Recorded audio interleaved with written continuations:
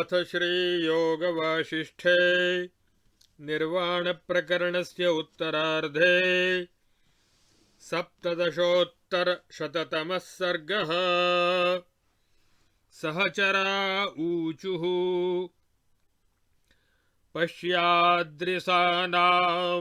बिम्बितं खं पुरः सरो मारपुरः सरो यः कल्हारपद्मोत्पलजालनाल ललद्विचित्रारवपक्षिभीतम् विकासितोद्दण्ड सहस्रपद्मकोशस्थलस्थोद्धुर राजहंसम् पीठद्विरेफद्विजलोकजुष्टम् भुवि वगेहं कमलासनस्य आकीर्णशेखरकरालदिगन्तराले फुल्लोत्पलाब्जपटलोदररेणुगौरम् आमोदमत्तमधुपद्विजगीतिगीतम् यातं बितानकमिवाम्बरगं वहन्तम् क्वचित्तरत्तारतरङ्गभङ्गम् क्वचिद्विषद्भूरिभिराविभृङ्गम् क्वचिद् गभीरामलवारिसुप्तम् क्वचित् सरोजोज्ज्वलपुष्पगुप्तम्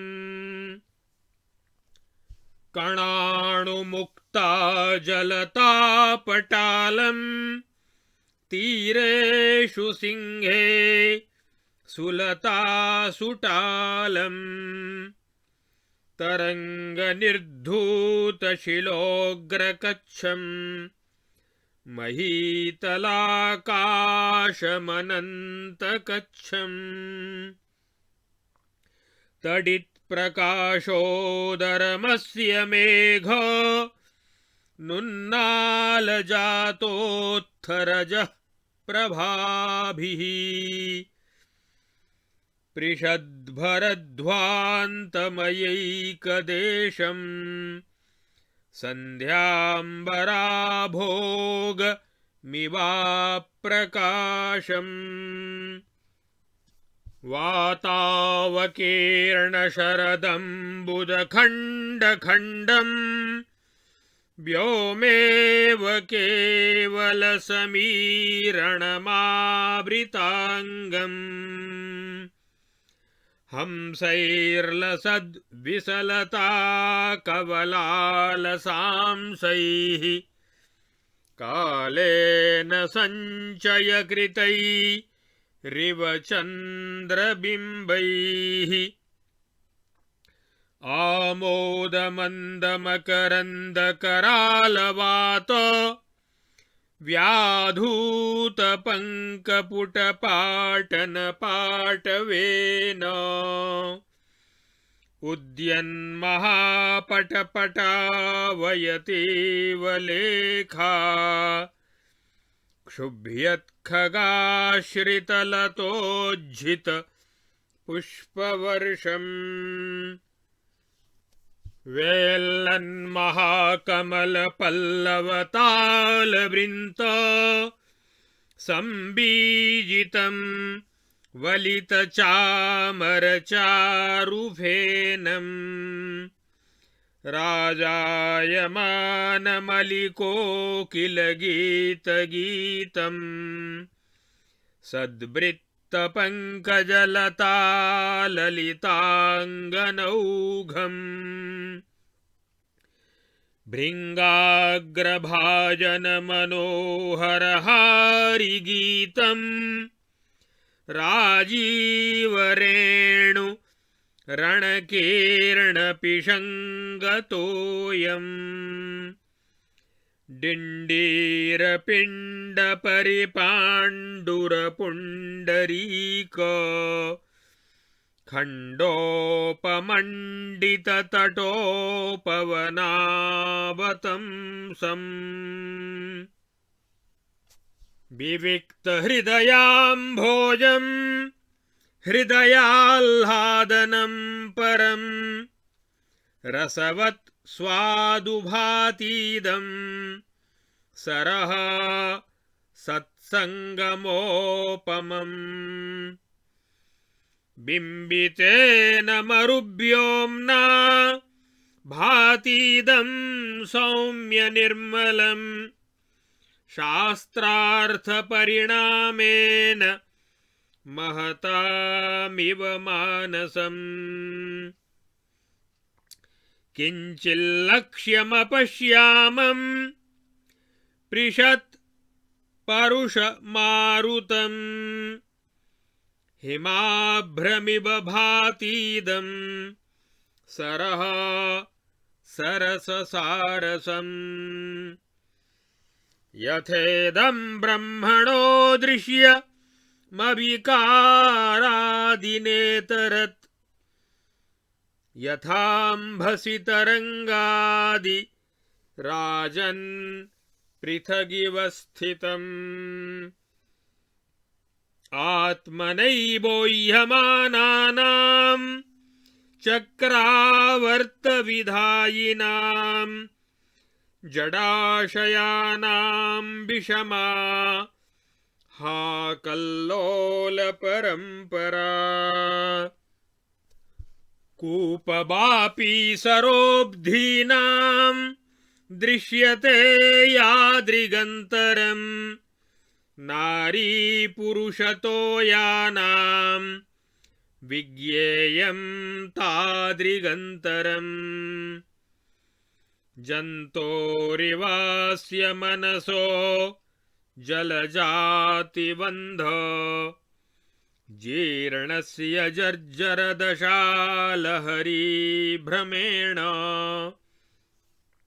आवर्तवृत्तिवलितान्यतिसन्ततानि को नाम संकलयितुं कमलानि शक्तः चित्रं विजृम्भितमहो जडसंगमस्य पद्मोऽपि यन्निजगुणानगुणानि वैशः अन्तः प्रगोपयति कंठतले निवेश्य सर्वस्य दर्शयति दुर्भगकण्टकौघम् सच्छिद्रैरदृढैः सूक्ष्मैर्गोपितैर्जाड्यसंयुतैः अनल्पैरपि निस्सारैः पद्मस्येव गुणैरलम् महतां कुलपद्मानां गुणसौन्दर्यशालिनां प्रभावं नास्ति संख्यातुं वासुकेरपि शक्तता हरिबक्षो गता लक्ष्मीरपि शोभार्थमेव यत् बिभर्ति कमलं हस्ते कान्याशंसाधिका भवेत् सितासिताभ्यां रूपाभ्यां कमलोत्पलखण्डयोः वैसादृश्यं भवेत् किन्तु समा जडजडैतयोः साम्यं न फुल्लविपिनेन सरस्सुयाति व्योम्ना न तारकयुतेन न चेन्दुवृन्दैः नृत्यद्वधूभिहसितानन शोभयैति फुल्लस्य पङ्कजवनस्य न बोदिता श्रीः येषां फुल्ललतास्वादैरनन्यमनसां गतं भृङ्गाणामायुरायामि त एव सुभगोत्तमाः च्यूतचारुचमत्कारं चञ्चरीकाश्चरन्ति ये त एव सचमत्कारा इतरे जातिपूरणम् मत्ता मधुमदामोदैः पुष्करेषु रणन्ति ये तुष्टानामितरस्वादैर्भ्रमराणां हसन्ति ते येनोषितं विरुतमुल्लसितं प्रसुप्तं पद्मोदरेषु शशिकोटरकोमलेषु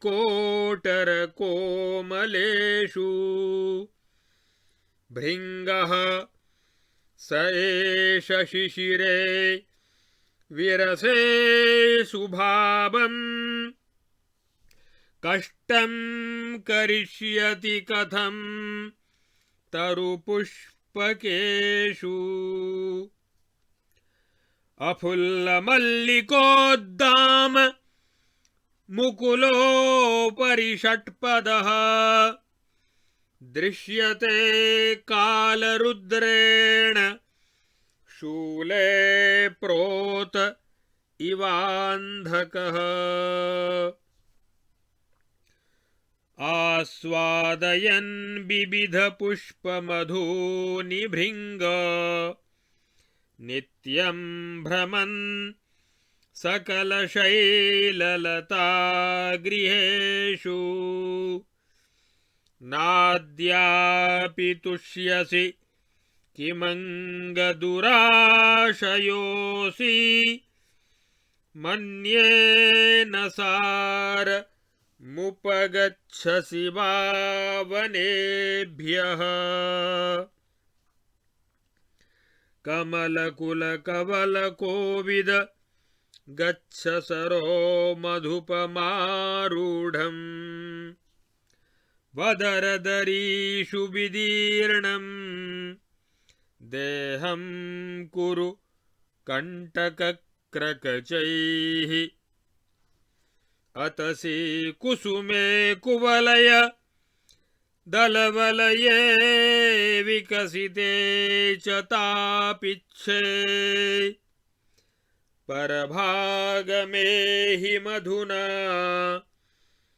तासु विसदृशेव पंडितः पुरुषः पश्यैषा नाभिनलिनी केसरैः पालिता श्रिया हंसमालामलावल्ले सामगायनकूजिता दोलाकमलनीडस्थां दृष्ट्वाखे प्रतिबिम्बितां हंसो हंसीमनुसरन् मण्डले नेह चेतति मा भूत् कस्यचिदेवैषा राजन् व्यसनिता भृशं पश्यैतां बिम्बितां हंसो हंसी मनुसरन् मृतः हेलया राजहंसेन यत्कृतं कलकूजितं न तद्वर्षशतेनापि जानात्याशिक्षितुं वकः समानेष्वाकराकार जातिचेष्टाशनादिषु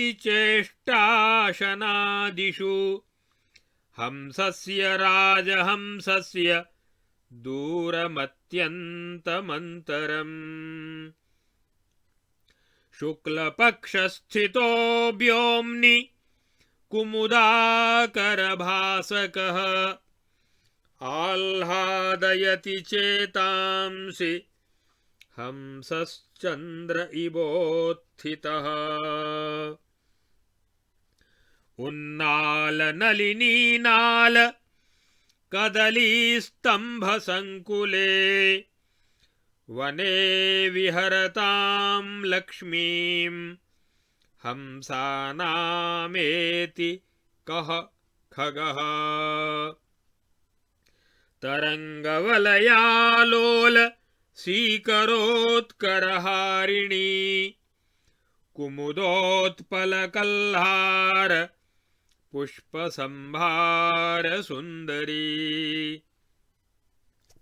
भृङ्गलोलालकलता रणत्सारसनूपुरा वर्तुलावर्तनाभीका चलद्वीचि विलोचना प्रतीक्षमाणा दयितं रसपूरकरं धरं नारीव सरसी चारु हंसकाभ्यां विराजते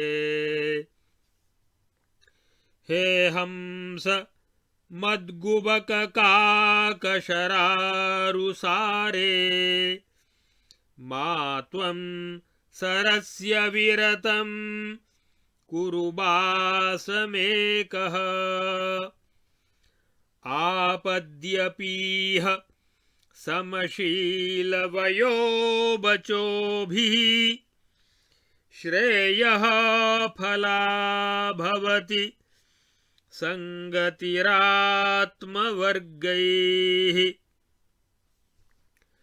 पादाक्रान्तमहेममस्तकतटः पद्माकरैकालयः कल्हारोत्पलकुन्दचम्पकलता संभोगसौभाग्यवान्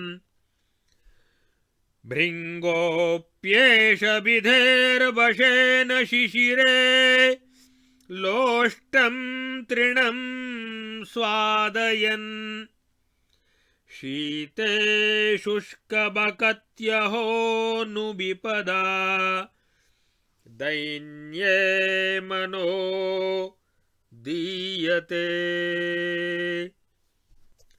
पुत्रस्येह दलोदरे द्युतितरत्तारं चिरं संस्मृतम् हंसस्यां सविनुन्ननालगहने सञ्चारिणा भो मया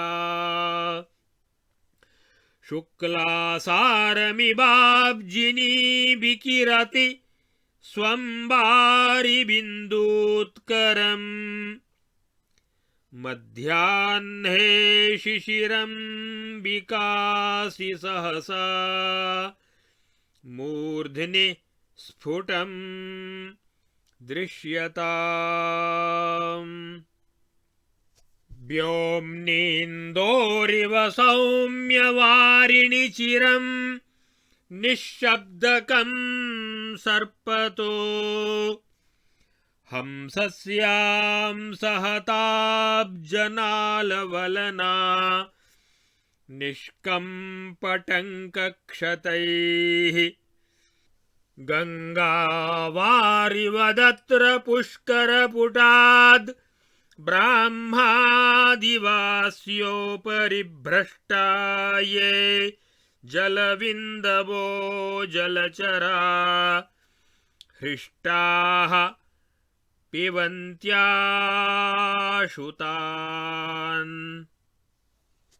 इत्यार्षे श्रीवासिष्ठमहारामायणे वाल्मीकीये देवदूतोक्ते मोक्षोपायेषु निर्वाण प्रकरणे उत्तरार्धे अविद्योपाख्यानांतर्गत विपश्चिदुपाख्याने पद्मभ्रमर हंस वर्णनम नाम सप्तदशोत्तरशततमः सर्गः। अब आगे इस योग वासिष्ठ महारामायण के निर्वाण प्रकरण के 117वें सर्ग में सेवकों सहचरों के द्वारा महाराज विपश्चित के प्रति सरोवर, भ्रमर और हंस विषयक अन्योक्तियों का वर्णन किया गया है। जब किसी अप्रस्तुत माध्यम से किसी प्रस्तुत सच्चाई का बोध कराया जाता है तब वहाँ अन्योक्ति अलंकार होता है। इन्हीं अन्योक्ति अलंकारों का वर्णन इस सर्ग में विशेष रूप से किया गया है। विपश्चित महाराज के सहचरों ने कहा, राजन देखिए, यहाँ सामने पर्वत के शिखर पर जो यह सुंदर सरोवर है उसमें कल्हार, कमल और उत्पलों की नाल के लिए ललकते हुए विचित्र कलरव करने वाले हंस आदि पक्षी सब ओर इस सरोवर में फैले हुए हैं। इससे वह सरोवर ऐसा जान पड़ता है मानो नक्षत्रों के सहित आकाश ही उसमें प्रतिबिंबित हो रहा है। यह सरोवर इस पृथ्वी पर कमलासन ब्रह्मा जी के गृह के जैसा जान पड़ता है। इसमें जो सहस्त्रदल कमल खिले हुए हैं उनकी नालें बहुत ऊपर तक उठी हुई हैं और उनके कोशस्थलों में सुंदर शोभा का भार लिए राजहंस बैठे हुए हैं। ब्रह्मलोक में भी यही विशेषता है। इसके सिवा ब्रह्मा जी के भवन में भ्रमरों के समान काली इंद्रनील मणि की चौकी पर ब्राह्मण लोग विराजमान होते हैं और इस सरोवर में काले काले भौरे ही इंद्रनील मणि की चौकी है। उनसे संयुक्त फूलों पर बैठे हुए पक्षियों के समूह ही ब्राह्मण वृंद का स्थान ग्रहण किए हुए हैं। पक्षियों को द्विज कहा जाता है। एक बार उनका जन्म अंडे के रूप में होता है और फिर जब अंडा फोड़ के बाहर निकलता है तो दूसरा जन्म होता है, इसलिए द्विज कहते हैं।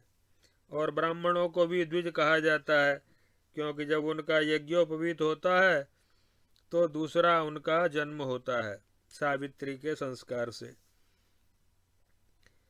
पवित्र हृदय के समान निर्मल कमलों से भरा हुआ और हृदय को अत्यंत आह्लाद प्रदान करने वाला यह स्वादिष्ट जल से परिपूर्ण सरोवर सत्संग के समान सुशोभित होता है। सत्संग भी हृदयारविंद को पवित्र करने वाला और मन को आनंद देने वाला तथा अत्यंत सरस और मधुर होता है। हेमंत ऋतु में सरस सारसों से युक्त यह सरोवर कुहासे से ढक जाने के कारण कुछ कुछ धुंधला सा दिखाई देता है। बर्फ से ढके रहने के कारण इसकी श्यामता दूर हो गई है। अब यह सफेद जैसा दिखने लगा है। अतएव बर्फ के बादल के जैसा जान पड़ता है। इसके जल बिंदुओं को छूकर बहने वाली वायु बड़ी कठोर और सूखी सूखी सी जान पड़ती है। राजन, जैसे यह दृश्य जगत ब्रह्म से भिन्न नहीं है, विकार आदि से रहित ब्रह्म रूप ही है, तथापि ब्रह्म से पृथक जैसा प्रतीत होता है, उसी तरह इस जल में जो तरंग आदि हैं वे जल से भिन्न नहीं हैं, फिर भी उससे पृथक जैसी स्थित हैं। हाय, अपने ही जल से बहाए जाकर चक्राकार भंवर प्रकट करने वाले इन जलाशयों की एक के बाद एक दूसरी इस क्रम से उठने वाली तरंग परंपरा बड़ी विषम है। इसका दूसरा अर्थ इस प्रकार समझना चाहिए कि जिनका अंतःकरण जड़ या मूढ़ है, वे अपने ही अज्ञान से संसार के प्रवाह में बहते रहते हैं और अपने लिए शुभाशुभ कर्मों का चक्र निर्माण करते रहते हैं। उनके मनोरथ रूपी तरंगों की परंपरा उन्हें ही संकट में डालने वाली होती है।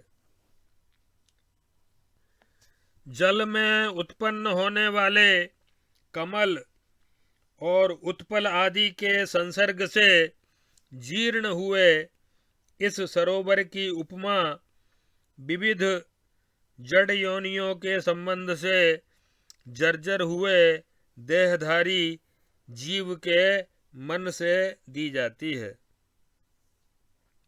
सरोवर में कमल आदि की तथा मन में भिन्न भिन्न योनियों के शरीरों की जर्जर दशा पर्यंत जो तरंगें अर्थात विषय भोगों की अभिलाषाएं उठती हैं,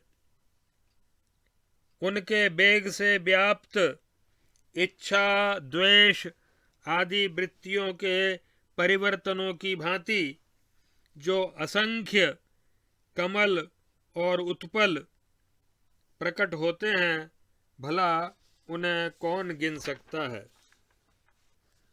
अहो आश्चर्य है, जड़ अथवा जल के संगम का कैसा यह विचित्र प्रभाव है कि मुकुलावस्था में कमल भी अपने सौंदर्य, सौगंध्य और माधुर्य आदि गुणों को दोषों की तरह अपने ही गले के भीतर छिपाए रखता है तथा कुरूप कांटों को सबके सामने प्रकट करके दिखाता है। यह सब कुसंगति का फल है। जो गुण कमल के तंतुओं की भांति छिद्रयुक्त अर्थात सदोष और कमजोर, सूक्ष्म और छिपाए हुए, जड़ता से संयुक्त और अधिक होने पर भी सारहीन है, उनसे कोई लाभ नहीं है। भगवान विष्णु के वक्षस्थल में विराजमान सौंदर्य और माधुर्य की देवी भगवती लक्ष्मी भी शोभा के लिए ही हाथ में कमल धारण करती हैं। कमल की इससे बढ़कर और क्या प्रशंसा हो सकती है। जो भ्रमर कमलों के मधुर मकरंद के मद और आमोद से मतवाले होकर उन्हीं कमलों पर गुंजारव करते हैं, वे अन्य फूलों के रसास्वादन से संतुष्ट हुए दूसरे भौरों का मानो उपहास करते हैं। अरे भ्रमर, तू नाना प्रकार के फूलों के रस का आस्वादन करता हुआ समस्त पर्वतों के लता कुंजों में जो प्रतिदिन चक्कर लगाता रहता है, उससे आज तक संतुष्ट क्यों नहीं हो रहा है? जान पड़ता है तेरा हृदय शुद्ध नहीं, दूषित है। मालूम होता है कि अब तक तुझे वनों से सार तत्व नहीं प्राप्त हुआ, तभी तो तुझमें इतना असंतोष बना रहता है। हे मधुप, तू कमल कुल के मकरंद का आस्वादन करने में प्रवीण है, अतः कमलों से भरे हुए सरोवर में ही चला जा। मकरंद से पुष्ट हुए अपने इस शरीर को बेरों की झाड़ियों में इनके कंटक रूपी आरों से अपने शरीर को विदीर्ण न कर।